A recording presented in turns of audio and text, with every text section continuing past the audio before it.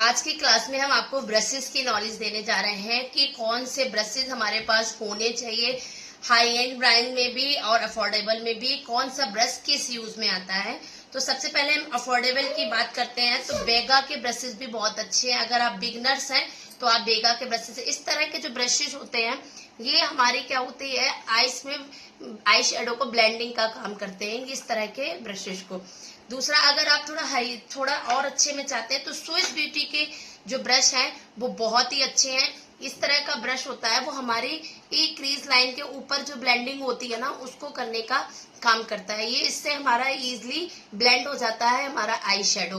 बड़ा ब्रश जो होगा वो हमारे बड़े एरिया को कवर करेगा, छोटा ब्रश जितना होगा वो हमारे छोटे एरियाज के लिए होगा।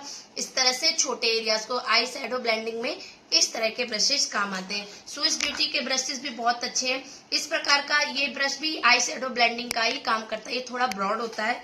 ये इस तरह ये ब्रश है पीएससी का 090 नंबर इसका है। ये इस तरह का ब्रश जो होते हैं ना, इस तरह के जो ब्रश होता है ये एकदम फ्लैट होता है। ये फ्लैट ब्रश होता है। इस तरह के ब्रश जो होते हैं वो हमारे, देखिए इस तरह का ब्रश जो होता है, इस तरह का जो ब्रश होता है वो हमारे आईज को, हम जब अपनी आईज को, ये देखिए आपको शायद अच्छे से विजिबल हो रहा, कट क्रीज में इस तरह के ब्रशेस का यूज होता है। ये फ्लैट ब्रश होता है।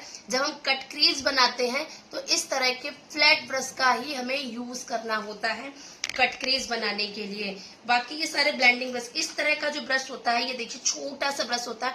ये हमारे लिप लाइन को फिल करने के लिए, लिपस्टिक को फिल करने के लिए इस तरह का ब्रश होता है। ये हमारी लिपस्टिक को भी फिलिंग का काम करता है। इस तरह का देखिए आप छोटा सा ब्रश, बिल्कुल इसमें आप देख पा रहे हैं बिल्कुल छोटा है। ये हमारे लिप लाइनर में भी यूज होता है। जब लिप लाइनर बनाते हैं तो इससे ही बनाते हैं।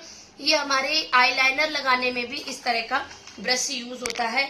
इस तरह का ब्रश जो होता है एक तरफ कटिंग थोड़ा स्लैंडिंग होता है। ये हमारी आईब्रो को फिलिंग करने के लिए इस तरह का ब्रशेस होता है।